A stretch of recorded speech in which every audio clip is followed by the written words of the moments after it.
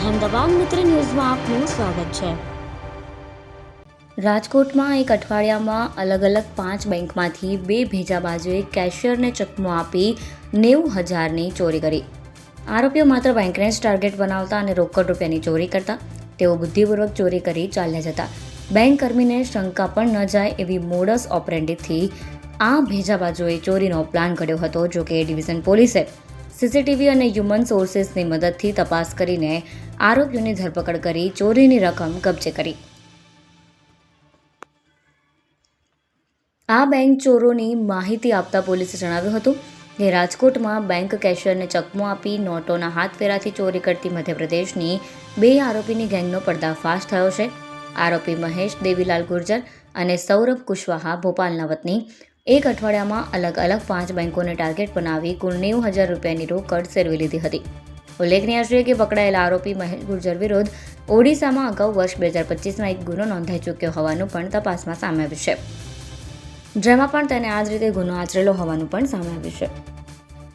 Sir, બેંકની અંદર ચોરી કરતા 2 શખ્સોને ઝડપી પાડવામાં છે। શું હકીકત છે ને એની શું એમ હોય?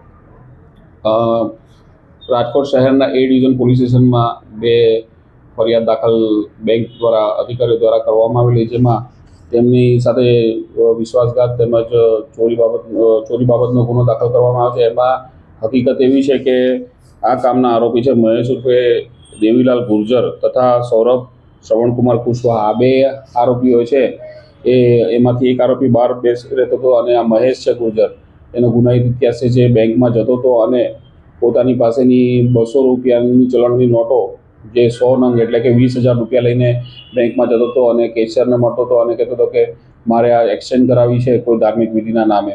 તો એ રીતે વિશ્વાસમાં લઈને કેશિયર પાસેથી એના બદલામાં 500ની નોટો એ મેળવતો હતો અને 500ની નોટો મેળવ્યા બાદ કેશિયરે ગણતરી કર્યા બાદ જ્યારે પોતાના પાસે ઉપરોક્ત નોટો આવે ત્યારે એમાંથી 10,000ની નોટો છુપાવી લેતો હતો અને ફરીથી એ જ નોટો કેશિયરને આપતો હતો, જેથી કેશિયરને વિશ્વાસ બેસતો હતો કે આ મેં ગણેલી 20,000 જે નોટો છે એ એટલા જ રૂપિયા મને પાછા આપ્યા છે એમ કરી 10,000 રૂપિયા સેરવી લેતો હતો। એમ કરીને બીજી વખત પણ આ જ એમઓ પ્રમાણે કે મને હવે સિરિયલ નંબર પ્રમાણે નોટો આલો, મારે ધાર્મિક વિધિ કરી છે એમ કરીને ફરીથી બીજી 10,000ની ચીટિંગ કરતો હતો અને એ રીતે 20,000 દરેક બેંક દીઠ આ ચીટિંગ કર્યા બાદ બીજી બેંકમાં જતો। એમ કરીને A ડિવિઝનમાં 2 બેંકની અંદર ચીટિંગ કરેલ છે, જે બાબતે ચોરીનો ગુનો દાખલ કરવામાં આવ્યો છે। તેમજ અગાઉ પણ આ જ રીતે એમઓ પ્રમાણે ગાંધીગ્રામ પોલીસ સ્ટેશનમાં 2 ગુના અને તાલુકામાં 1 ગુના એમ કરીને કુલ રાજકોટ પોલીસ સ્ટેશનના 5 ગુના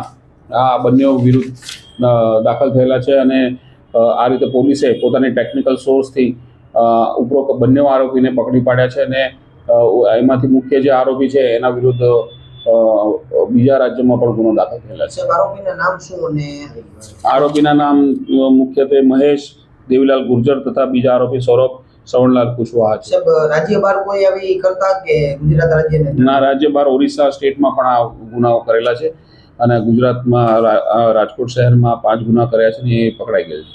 સાહેબ, ઉત્તર ભારતમાં જે પ્રથા છે, વરાજો હોય છે તે ચલણી નોટોનો હાર બનાવીને પહેરતો હોય છે, એવું પણ કહેતો હતો। શું? હા, ઉપરોક્ત બાબતે સમર્થન છે કે આ રીતે હાર પહેરીને અમારે એનો ઉપયોગ કરવાનો છે, એ રીતે કહીને બેંકના કેશિયરને વિશ્વાસમાં લઈને આ રીતે નોટોની છેતરપિંડી કરતો હતો।